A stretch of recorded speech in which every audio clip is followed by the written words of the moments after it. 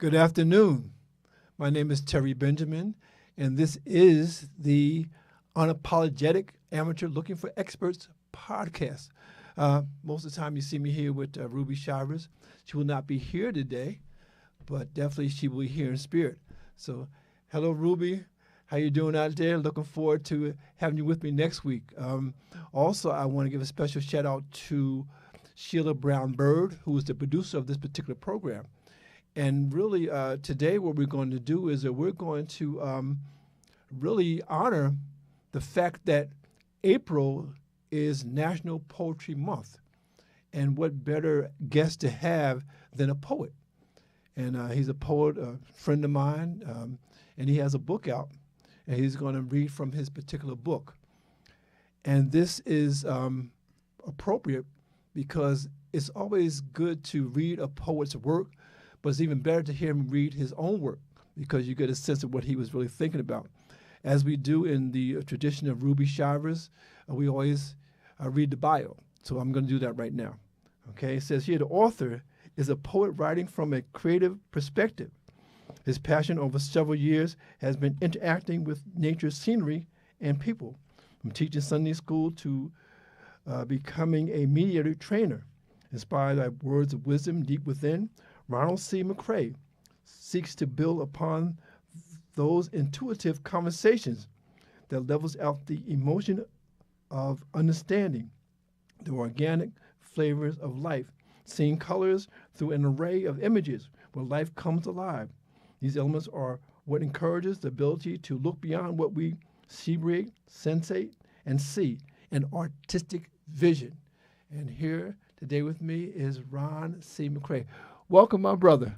Thank you, Professor Benjamin, for having me. It's a pleasure being here. So I'm truly thankful for this moment.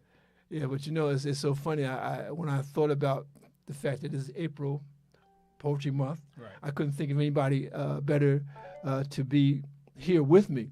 And it's so funny because we're moving out of Women's History Month. Right. But I've been reading your poetry for a long time, known you for a long time, and I always call you the gentleman poet. And I say that because your words are very masculine, but I think they really leave room for vulnerability and emotion. Right. And I think that women sort of gravitate to that. So with all that being said, let's take a ride. Let's take a ride. Which is one of his title of one of his poems. Let's take a ride. And I've written this because I think it's important for each and every person, male or female, to understand that we need to be able to take that ride to soothe our minds. So as I get into it, I'm going to read, and I ask that you just follow along with me as I unfold this image, this scenery. So imagine in your own way, with your eyes closed or wide open, but feel what the message is all about. That's right. Let's take a ride. Smooth sailing along the parkway, past this water of streams of until we inhale the breath of life. And society in a cooperating moment while staring at the sky. Let's take a ride to soothe our mind. Deep passion sipping on a tea leaf drink, whispering a conversation like birds of the air as the winds wrap around while consumed by the lack of awareness. Freedom implies that we are free, far away from a land beyond our reach. Let's take a ride and evade the past for tomorrow's sound. Joking and laughing about nothing, something across the countryside, on a road that leads to nowhere. Where did I come from? It's not my business. To know where I'm going is my freedom. To know where I am at is to choose how I feel. Feeling vulnerable in the space and time that consumes my emotion. Flirting with myself without the loneliness, emptiness, guilt, or isolation that bounds my choice to scream aloud. I feel good. So let's take a ride. I seesaw through the mountain shades, through the valleys around the beams. howling with joy. My therapeutic moment allows my existentialism to justify my whereabouts without the sounds of any noise. Where did I go? The shades of darkness cover me as we travel in the valley of my journey, through the twists and turns and in and out of a cave-in without knowing where it leads. Moving higher, feeling good, no destination, no pain, no restriction, only to find the sun shining right where it stood. Let's take a ride and soar through our magical dreams. Let's take a ride as the sunset and the moon rises. Let's take a ride with my lover and me. Let's take a ride. Applause for that. And it's a beautiful way to start this particular program because it is we're taking a ride. We're taking a ride through the poetry of Ronald C. McCrae, and also we invite you to come along with us. Let me ask you a question, Ron. When did you know you were a poet? You know, that's an interesting question. I'm glad you asked that, and I've been asked that often. And what I feel is that for me, I say that the spirit, my God has shown me something that I was not aware of. Okay. You know, so when something hits me and I feel it, then I want to write about it. You know, it may be a word, it may be a statement, it might be an image, it might be a phrase, whatever it may be. But I build upon that because I feel it. And when I feel something, I want to bring it to life. And that's what's important. I think when you're writing, you know, you have to bring who you are into what you're writing about that will inspire others. Yeah, I love that because I think what happens to a lot of us, we wait for someone to tell us who we are. You know, I remember my first job, I was in the public relations department at Union County College. I was working with this woman, and she would always refer to me as a would-be writer. So what does that mean, would be? Either you do it or you don't. But I think a lot of times we wait for others' validation instead of validating ourselves. Because, again, I mean, I knew I was a writer at 9 years old.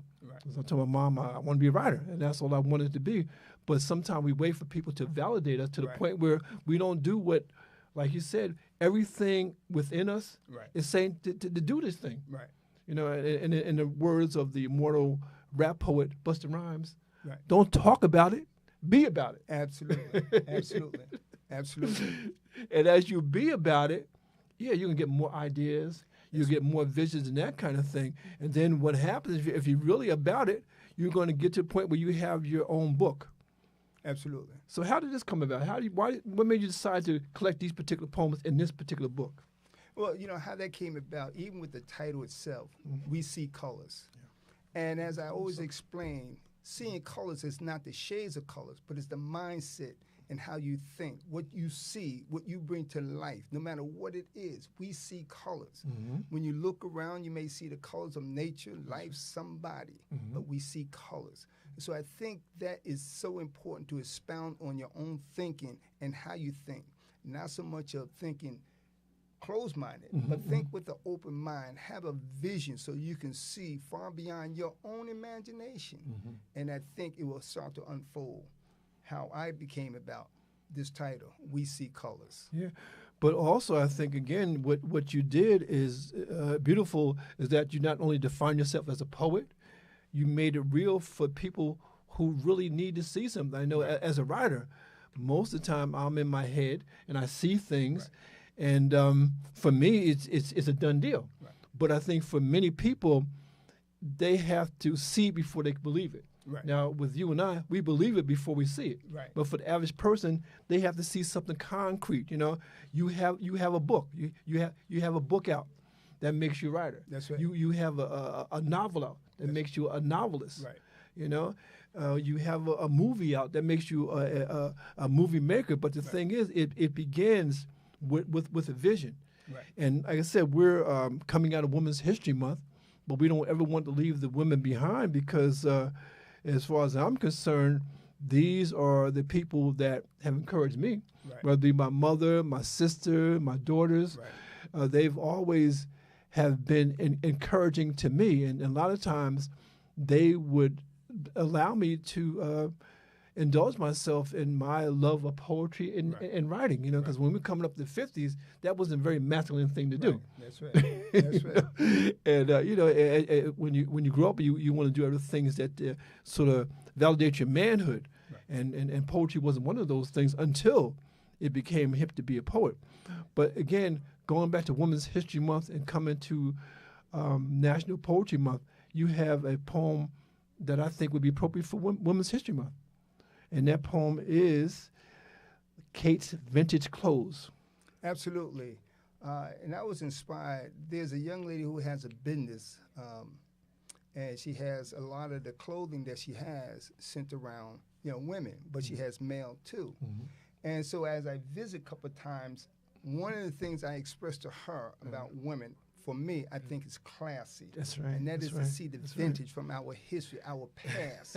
Especially when you see a woman with the stylish hat and they showcasing and nice clothing and the attire, it really sets the tone. And the term vintage, meaning that naturally, unfortunately, too many might think something is old. The vintage is quality. It's quality. It sets the tone of what life is and who you represent in life. That's right. What's important. Right. And so I would like to read just a short piece just to kind of give it a taste of it so you can feel and see.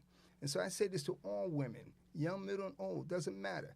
But I also say this to men who are engaged in a relationship to understand from your observation to be able to see what class is all about. That's right. And that in itself brings a taste of romance. Okay. I like that.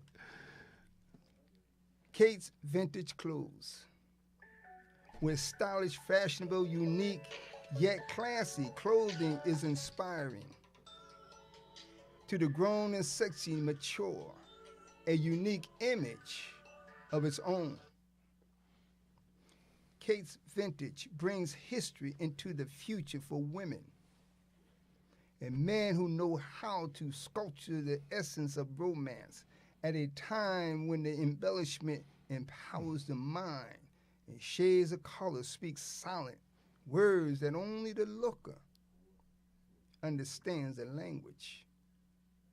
Memories are embedded in the soul of time. Kate's Vintage, a place, a shop for love.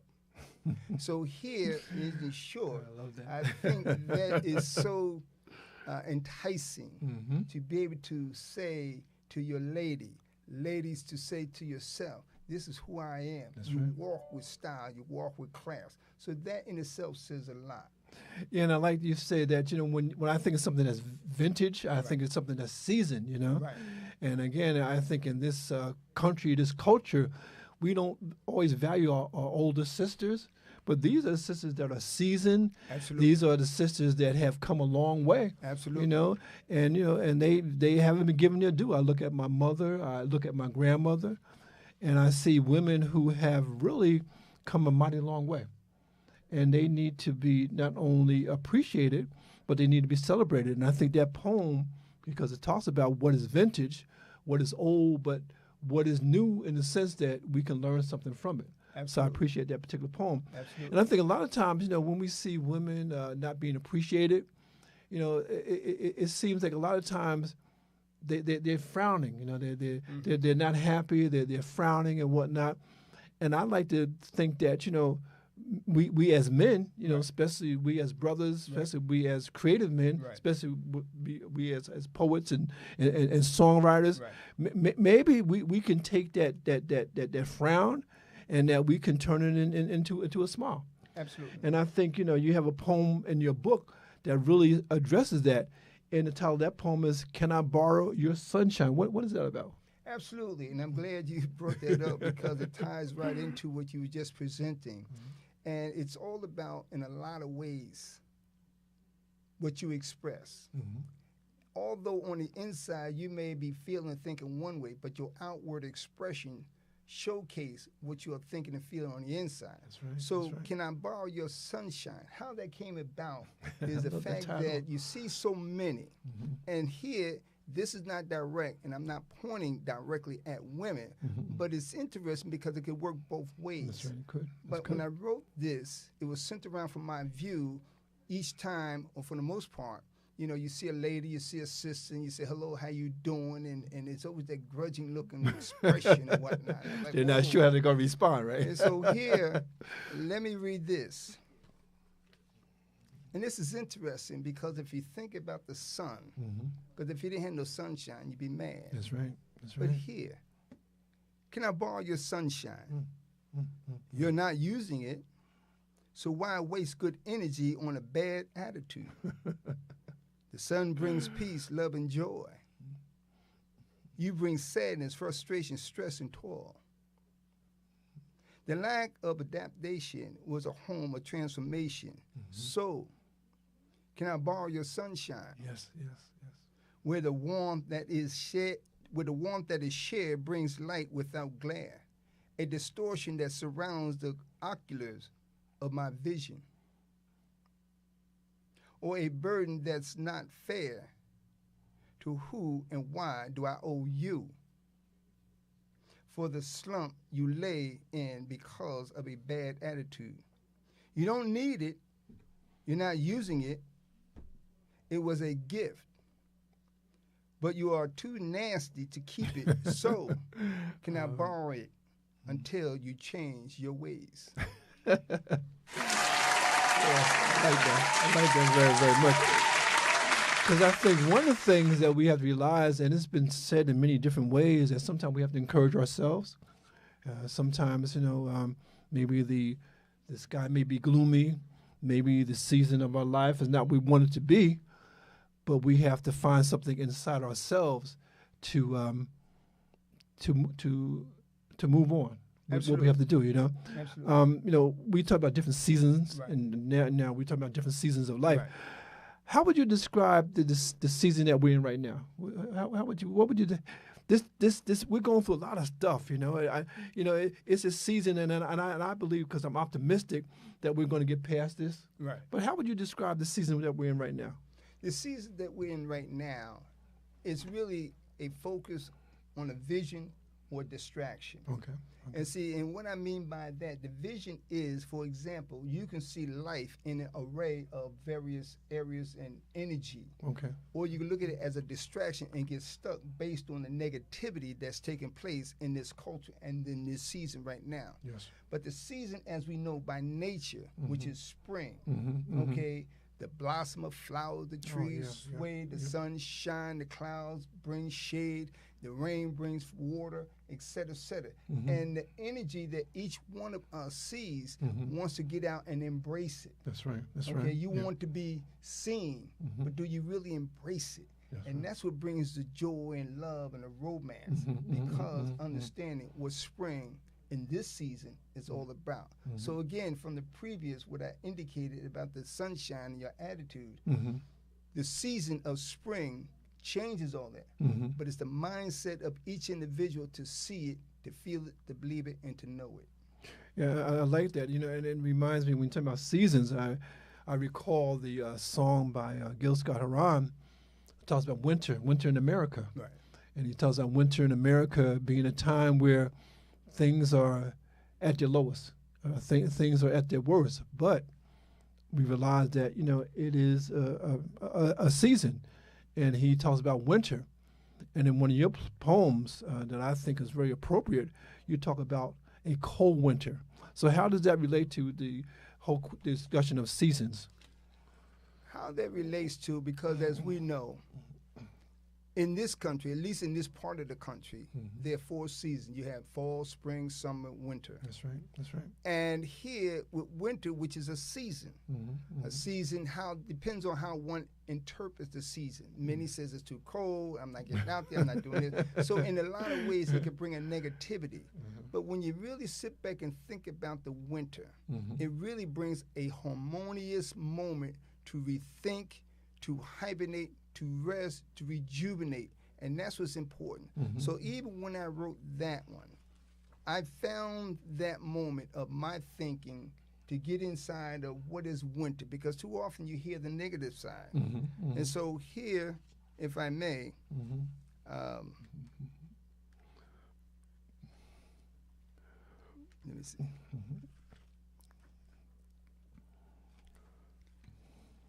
While I'm looking for that, let me just express a cold winter's moon. And that's what's important. So it's really important to think about what is the winter all about. You know, how do you really enjoy that moment of a coldness?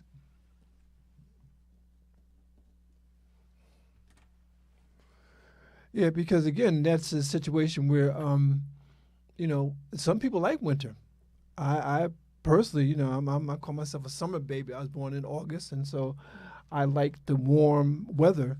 Some people is too warm, but I think again, I can appreciate the winter, although it's not my favorite time of year. But I know that things have to change. Things have to move in their logical extension. And so we talk about a cold winter. Well, there's a reason for it, right? And here we go. A cold winter moon. White frosty snow with icicle, crystal as a light that shines from the smile of the moon. A moonlight strolls across a frozen lake, skating a romance, huddled under the cool breath of love. And the warmth of a hot cocoa sends blood through our veins. Like lava slowly moving as each heartbeat, pumping oxygen that causes an impulse that mimics the stillness of the cold air. And the skeleton limb of each tree hums quiet notes that tells the glow in one's eyes that love is embedded into the soul of time. Cold winter moon shines on the quiet footsteps from the moment of yesterday, and the future is ours to bear. Winter is a time to rejuvenate the soul, like a bear hibernating from the exhausting struggle to survive. Relationships are fragmented pieces mending together, reestablishing the understanding of the mind and spirit. While the cool winter moon spells out stability and the stars of the dark blue sky shelter confusion, the mind is frozen in time, resting in tomorrow. Birth and life stand still while the voice of silence whispers the notes of a piano, flute, saxophone that's called Heaven's Gate. Sitting on a bench watching the frosty breath moving slowly from our lips, and the birds fly from their nests while the silent chirp of babies yield to the nature of nurture for its mother's absence. And the cold winter moon feeds the soul that once was lost, but now found in a cold winter's moon. A cold, brisk wind secures the hand in a tight grip as the thoughts of safety melts into one. Love is deeply rooted where time has never been found, explored in the unseen, and words become a secret stored in the memorable archives of our treasure moment. In the still of winter, we are destined to find the warmth of a cold winter moon. Let me ask you a question now. It's interesting that the way you presented that particular poem, a lot of times we talk about validation and what makes a poet a poet. Now, I know you can go to school for poetry. You can probably get a degree in poetry. But I suspect, I really don't know, you have to let me know, is that what brought you to poetry? What made you decide that you wanted to write poetry and that you would be a poet? Did you go to school for it? Do you have a degree in it? You know what's interesting? When I was in school, and naturally I had to write a paper. And as I wrote this one piece, which is inside this book, but that wasn't the start. What I had often thought about is, how do you write a book? Wow. You know, you see books here and books there, everybody's writing a book. That's right, everybody. But I had no clue how to write a book. So I asked a friend of mine, how do you write a book? And I felt a little insulted, but she didn't know it. But she said, well, did you go to the library? Now, she's an author. Oh, wow. So here, I couldn't figure out how to write a book, but I allowed my spirit to move me in a different direction. and that is to write poetry. So my style and my position was not to write a novel or a story or write, because all of us who wrote books or whatever are authors. That's right. That's right. You see, are artists in their own way. That's right. And so mines were not into writing a story, because I didn't know what story. I didn't have a story. But mine is to tell who I am, how I feel in nature, my surroundings, listening to the voices and observing the expression of people. That's what's important. How do I see what I feel? And that's what brought me to this point of trying to unfold various elements of different pieces and different seasons, even in relationships, you know, or whether self, because you have a relationship within yourself. That's right. And I think right. that's what's important. Yeah. So that's how I came about. Yeah, because, you know, I think a lot of times people think you have to go to school for this and that and what time, but I think sometimes things come naturally. And I think that in your case, you know, like I said, I've known you for many, many years, and I always have known you to have a very distinctive style. Right. I mean, you know, it's interesting because I think that we can give 5 people the same subject, and they would come up with 5 different poems. Right. And I think that's because we all, like you said, we have our own perspective. We Right. have our own way of looking at things. Now, when you're writing a poem, what comes first to you? Do the words come first, or does the title come first? What is your process? What's interesting is that it may start with a word, and I use a word as a seed, which is a thought. Okay. And then the vision, the picture automatically starts to unfold. And so again, in life, in nature, all around, it starts with a thought. The thought is a seed. And so when that thought comes, do you plant it? Now, you may not do anything thereafter, but it starts with that thought on a piece of paper. Yes, yes.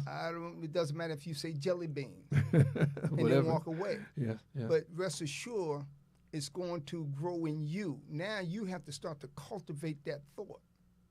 Jelly bean. What is jelly bean? How does that relate to life, me, or my surroundings? Yeah, that's a good point. And that's what's Yeah, important. I like that. You Yeah, see, so yeah, yeah. really the seed is the thought, and the vision is what you cultivate. Yes, yes. Your dream is what you bring to life, and that's what's important. Yeah. So that's how I see it. Yeah, I love that because, again, I think a lot of times people don't do what they could because they keep on thinking, well, I got to get a degree for this, or I have to have somebody tell me that I can do this. You know, sometimes I think we get lost when we're waiting for permission. Right. You know, it's like, Mother, may I? Right. And I don't think that's the way we do, especially when it comes to art, because I think art is the reflection of who you are. Right. And I'm sure that at different times you wrote different poems. That's right. Yeah, you know, when we talk about the seasons, and there's another poem in your book that I really like, is called "In the Field of Lilies," and again, it gives me the sense when I read it of the wind going through a field of lilies, and obviously it's not winter, so it's another point. How did you come with that particular idea? You know, again, which is it grows in you because you have to look at yourself. You have to see your vision. You have to see your surroundings. You have to understand your surroundings, and something will pop out. How I came about this, and matter of fact, tell you the truth, I don't think I wrote this in this season of a spring or summer, Yeah. but it's when it came to me, and I thought about that environment, that season. So in the field of lilies is where, you know, whether it's a child, an adult, a woman, a male, you're just out there gazing into what is serenity to you. Yes. What brings life to you? How does somebody embrace you if you don't allow yourself to get into that moment of what you're feeling to write about? Yeah, I So like here, you know, in the field of lilies, if I may, that. Yes, please. in the field of lilies, we gaze across the heavens plain, twirling to the twists and turns, mesmerized by the heavens, stars, moons, and sun. Fragrance are in the air, melting my stress away. Beauty is in the eyes of the beholder. I see my rainbow dancing a new life, a new day. Days are numbered, but time stands still. Seeing what's in front, forgetting the rear. Each smile is fortified deep within the richness of my veins. Lilies sing songs, lilies write notes, barefooted, and all I am free. There are so many flowers, so many colors. I tried counting them, but they outnumbered me. They laugh while I cry. They cry while I laugh. We had so much fun, dancing in the rain, dancing in the sun. I walked through them. They touched my legs. I held their tender limbs. They said, don't be afraid. We played, and played till the early morning daylight came, and the butterflies danced away across the colorful as they laid on my shoulder, lap, and I prayed. Mellow music as they cuddle away into a sleep, dreaming of heaven's way. Yeah, I love that. I love that because again, like I said, it gives us another sense of another season, Right.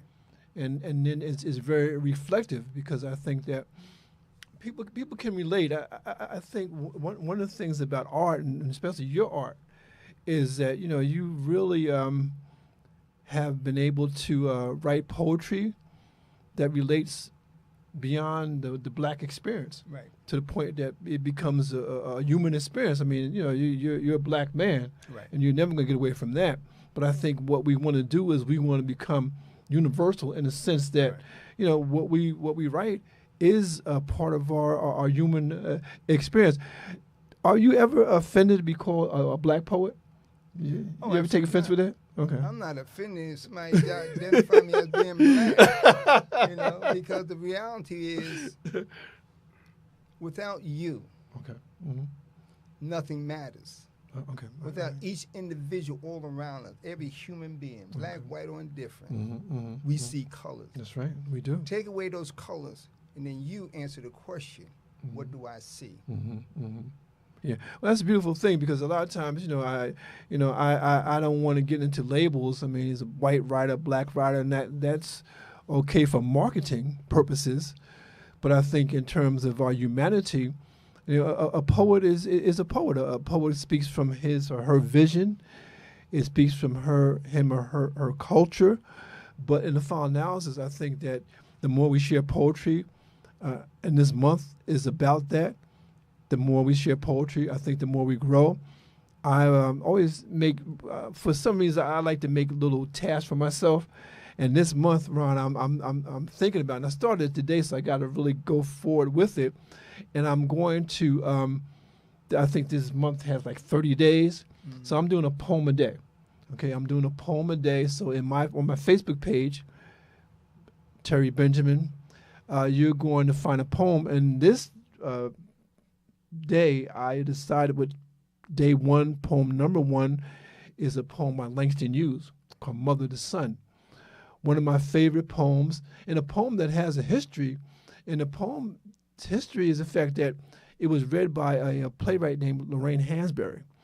And she decided that, this poem really spoke to her. And she said, I'm going to write a play called A Dream Deferred.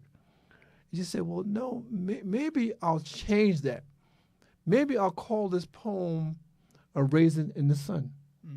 And so we know of A Raisin in the Sun by Lorraine Hansberry, a play that has been very, very revered in our community.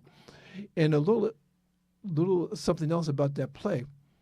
When it was on Broadway, Sidney Poitier played in that particular poem. He played Walter Lee Younger. And in that play was a African brother, and he was the person in the play that was supposed to bring in the African connection. And that brother was played on Broadway by Lou Gossett Jr. And I mention that because he just made a transition. He just passed. But just imagine how a poem can inspire a play that has been beloved to this day. And the play is so universal that you could do that play today, and we would get the same idea from it. And I think sometimes we think that the poetry that we write has to be so profound that only heavy thinkers can think about it. It's so heavy that the average brother or sister cannot comprehend it. They got to go to school to interpret this play. Right. And I think sometimes we get kind of elitist, because I remember I was speaking to a poet many, many years ago when I was in undergraduate school. Met a gentleman named Quincy Troop, who was one of the first poets that I met that I got a chance to interview. I interviewed him for our school magazine, and we had a great time. As a matter of fact, he invited me to New York City, and the first time I had a hot pastrami sandwich was when I went to his house in New York, and he just took this poor college student in, and we had a great time. And he said to me, he said, Terry, writers are a different breed of people. And I felt uncomfortable with that, because I don't know if I see myself as a different breed of people or person, but I realized that I'm a little different. And for a long time, I didn't want to embrace it, especially when you're a child. You want to be like everybody else, because you don't want to stand out. That's right. But I find out for myself that the older I get, the more I embrace my differentness, but my uniqueness. But we all have this. And I'm saying to my audience out here that poetry is to be understood, and you can understand it. Maybe you have to read the poem more than one time, but sometimes you can get the message of the poem and the meaning of the poem from the poet reading the poem. Because sometimes you can read the poem, but you might not get the message, or you might not feel the feeling that the poet had when he read his poem. And that's why I'm glad I have my brother here to read his poetry, because I can read the poem, but I think it's better coming from him. But again, not all art has to be up here. Sometimes it can be down to earth. Right. And I like your book because I think, and I tell everybody, and I tell my children when I was raising my children, I said, you haven't read a book unless you read a book that made you cry, and made you laugh out loud. Because if not, it's just words on paper. But when that word on paper makes you feel, then you read a book, you read a poem. And in your book, you have some heavy thoughts, some profound thoughts. Right. But then sometimes you bring it down to earth, and it makes me laugh. It makes me laugh because I just never thought about that. I never thought about that. And you know what I'm talking about, right? The poem that every time I hear you read it, I laugh out loud because it is profound, but it's simple, and it's called "Do You Feel Like a Chair?" It's interesting. Where did you get that? That's crazy. Where did that come from? It's interesting. That came out. Happened to be walking in the park one morning, and naturally you sit down on a bench, and sometimes the bench is doing this a chair, a little wobbly, right? And so I happened to look, and I said, "Wow, here I'm sitting on a bench that's holding me up, and yet never really gave a thought about it." But there's a story behind the chair that I'm going to say probably the average failed to realize and understand. So let me read this to you. But before I go on, I want to say that, as you just indicated, yes, sir. Everybody has a story. That's right. That's right. It's up to you to bring it to life, no matter what it is. Yes. Okay? Bring it to life. So here, do you feel like a chair? A chair is one of the most supportive elements one can impose upon. It is there to comfort you, hold you, and even embrace various features without any complaints. The stabilization, support, and most brutal of its kind. Yet, it never complains about the movement. But how many people think a chair for its support? Have you thought about the last chair you sat in? Shifted, twisted, even changed the pattern of the CO2. But that chair never complained nor screamed. Why do you? Can you hear the pain in the legs squeaking? in the back crack, or joints as the bolts twist and snap, yet it continues to support the best of the best and even the worst of the worst. Mm-hmm. Now, where would you find such strong support?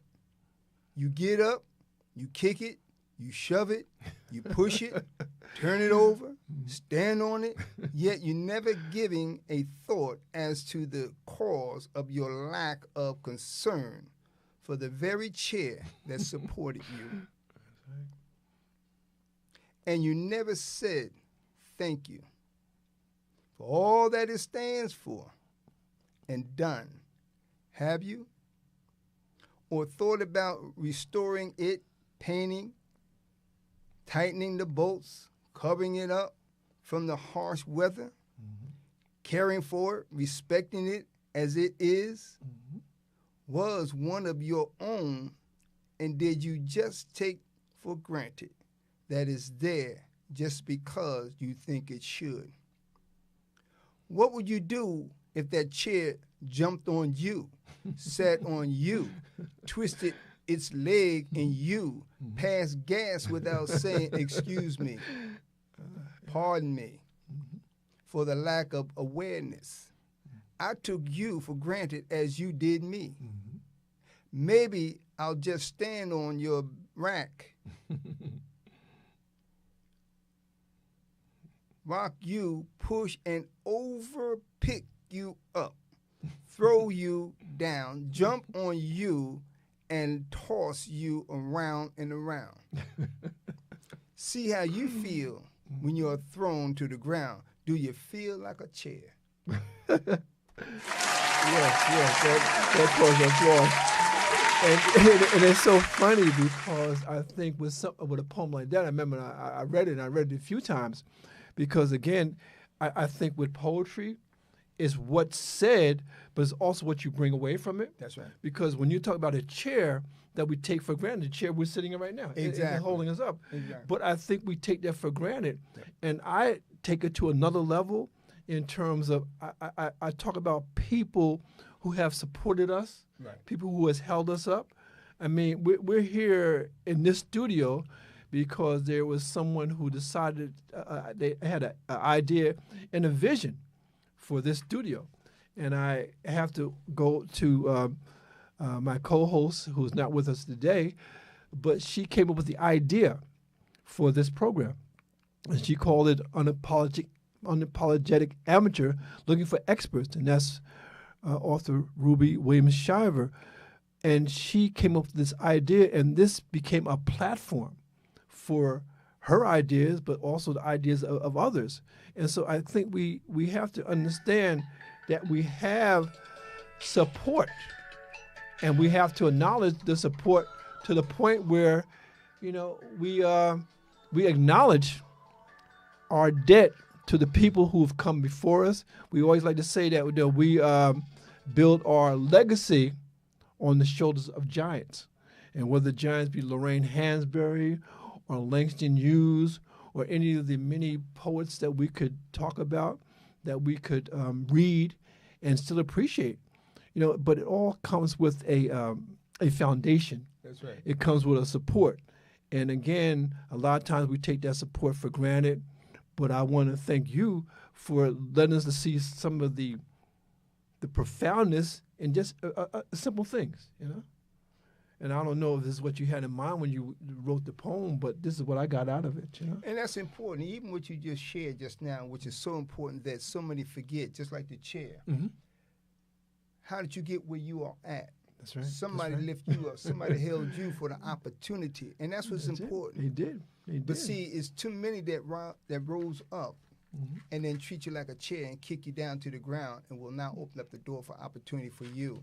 And that's what's important. So, again, it's about the consideration, respect, and look where you are at and how did you get there. Mm-hmm. Yeah, and I think what happens a lot is that we get to the point where we don't know which way to go. Right. We get to the point where, you know, we're looking for answers. Right. And a lot of times, you know, those answers only come from introspection, when we look inside ourselves. Right. Now, I want you to, in your book, I want you to turn to page 39, because, as I was trying to prepare for this program and knowing that I would have you here with me, and we talked about, coming together like this before, but the thing is that now that I have you, I want to definitely get as much as you as I can, and also because I want to share with the readers that this is a very good book, a book that you should have in your library, because it's has a lot of profound things that we need to have. And one of the poems in the book that I want Ron to read for us is entitled "Where Do I Go From Here?" Because again, we've come a mighty long way, but you know what? We have to go a little further. And I'm looking at some of the people who are tuning in, and they're tuning in for Ruby Shivers, but they got me and Ron, and I hope that it's okay. Lloyd Shivers said, "I'm watching the brothers." Another, Dina Robinson says, "I'm watching." And Ruby Shivers, the queen herself, says, "Great show, teach." And Jabir Sadani says, "Awesome topic." Another person says, "I love the metaphor." And Lorraine Bronner says, "I love that poem about the chair. It made me laugh out loud." Thank you, Lorraine Bronner. Dina Robinson, "How long has our ancestors felt like a chair? It's still happening." So again, like Ron, we're here with each other, but there's an audience out there, and they're responding. And so for the audience, and for me, and for you, the question is, where do I go from here? Just that last part with the comment that was just made, it really brought chills to me about our ancestors. Oh, my goodness, yes. And you cannot begin to imagine how they felt and what they've been through, just for you and I to have this opportunity to see where we are at now, at least understand where we are at now. That's right. And so the question is here, where do I go from here? Mm-hmm. You may be a writer, you may be thinking, you may write down things, and then for some apparent reason, you get stuck, you pray, whatever the case may be. What it may be, right? But the question still remains, where do I go from here? That's right. Where do I go from here? Confusion has distorted my decision to unfold my whereabouts. Where do I go from here? Standing at the crossroads of life and making a decision is very hard when standing alone. Alone, sheltered with agonizing pain that doesn't hurt. At that moment, a voice calls my name. A voice of understanding. A voice that almost caused me to go insane. But I listen to this deep baritone, clear as thunder, clear as the crisp sounds of a trumpet blowing soft notes. I heard its sound at the crossroad, but where do I go from here? This voice spoke and I listened. His words were his word far exceeded my understanding. This voice brought focus at a time when I was lost, standing at the crossroads, looking for that lost happiness, like a child with tears, crying out, fractured in my spirit, misaligned in my soul. Where do I go from here? Footsteps misled me, shifting and shuffling, as I slipped and slid back and forth, crumbling to the ground. I walked many miles from a place I had never been, a place that told me to follow the stars, follow the moon, follow the sun. Mm-hmm. Because no matter where you turn, they have never left you and left you alone. Where do I go from here? That voice held my hand. He said, follow me, trust me, and I will show you the way to the promised land. Where do I go from here except home, where mountains rise and the plains are clear, rivers flow, honeybees sing, butterflies buzz, and dragonflies cry the moment I was free and at home. So where do I go from here? Yes, yes, yes. And, you know, it's interesting to me that we've almost come to the end of the program. You know, I don't know when Ruby always says, man, when you're on radio, time flies. But I think a perfect segue and maybe to get us out here in the proper way, because I still want to have a few minutes for you to tell how people can get in touch with you. But the segue, I think, was on page 79, you know. And it's so funny that we're so in tune that that's the page that he turned to. This is not scripted, you know. This is live, all the way live, and we're vibing with each other. But you know, last night I reached out to Ron and I said, you know what? I know we talked about how to start the program, but I think we should start it with your poem. Let's take a ride.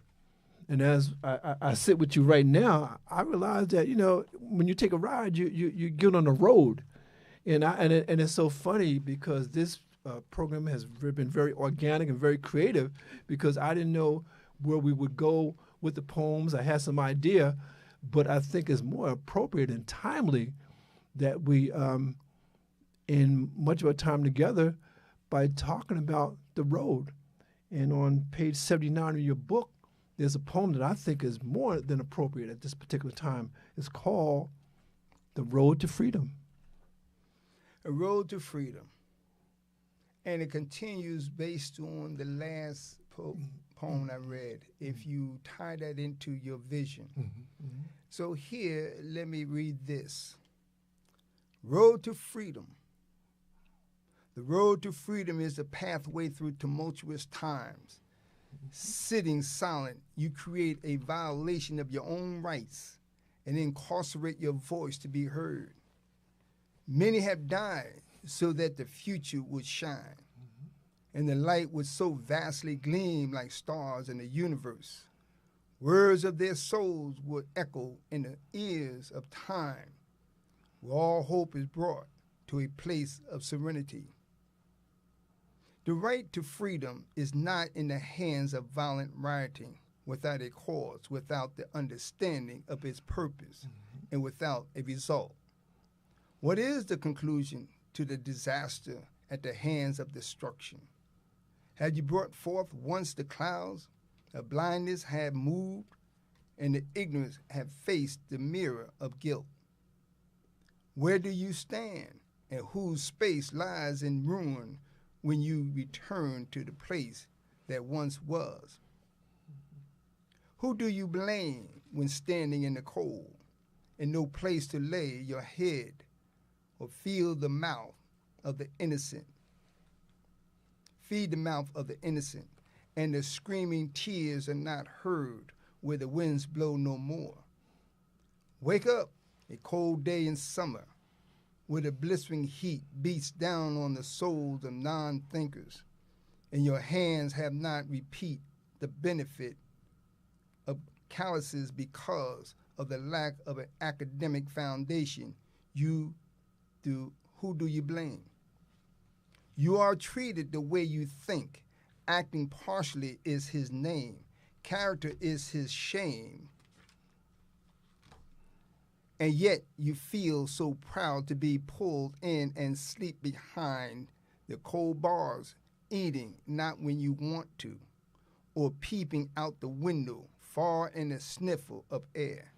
Mm-hmm. Who's to blame? Sitting in a dark, dreary corner, whispering to the voice in your head, asking repeated questions. Why me? But who's to blame? Everyone else, but who's to blame?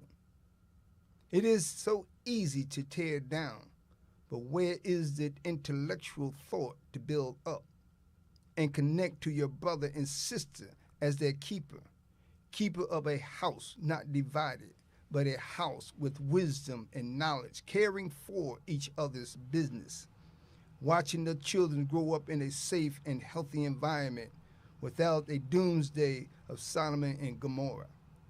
Wake up, everybody. No more sleeping in bed. Time for thinking ahead. The world has changed so very much from what it used to be. There is so much hatred, war, and poverty by Teddy Pendergraft. The road to freedom is in the palm of your hands. Whatever decision you make will either incarcerate or set you free. And that was from this book. And I encourage you to pick it up. It is entitled We See Colors, the Organic Flavors of Life. And again, Ron, I thank you for coming on the program with me today. I think this is a beautiful way to start the month of April. It's called Poetry Month, and we see why it is. I want to thank again Ruby Shivers for this program, for this platform, Unapologetic Amateur Looking for Experts. I also want to thank Sheila Brown-Bird for being the producer of this program. I want to thank BKS1 Radio for being the studio that we can bring you this particular program. And so again, next week we'll be here. Ruby will be with me, and we will definitely continue what we started today. Ron, how can people get in touch with you? You have my email address, which is cmccray215@gmail.com. That is cmccray, MCCRAY, 215@gmail.com. It would be truly a pleasure to hear from you. Thank you.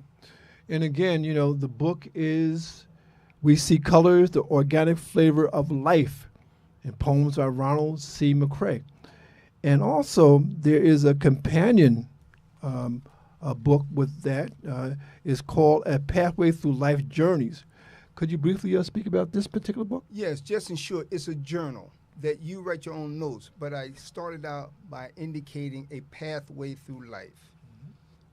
And when you get into it and see it, and it says, where would I be had it not been for? Had it not been for, will I be? It's a journal. You can also receive it, but it's your notes, your vision, your dreams you write in there each and every second of your life, whatever thoughts may be. Thank you. And what happens is that you become the creator. I think one of the big things today in this whole media landscape is becoming a content creator. I write a daily music blog, and when I finish my blog, I always sign off. Terry Benjamin, writer by nature, author, content creator, and keynote speaker. That's the way I see myself, and that's the way I ask you to see me. And also, you need to see yourself in a particular way because, again, what we present to the world is what we feel inside ourselves. And when we present a poet like my friend here, we bring forth the best in us. And again, we're here every Monday from 4 to 5. I like to say every Monday from 4 to 5, but on YouTube forever. Long after I'm gone, you'll be able to see this program. But again, we thank you for watching the program. We thank you for your comments, and we appreciate just your interest in what we're doing. And please continue to let us know how you feel about the program, and also don't be afraid to donate to the program if it's something that you feel that has been of value to you. Okay, so on that note, we're really sort of running out of time here, and so again, thank you, Ron. Thank you, our audience. Thank you, Ruby Shivers. Thank you, Sheila Brown-Bird. And to the next time, that's it. That was good. That worked out well. I think it did. Absolutely. I mean, you know, hey.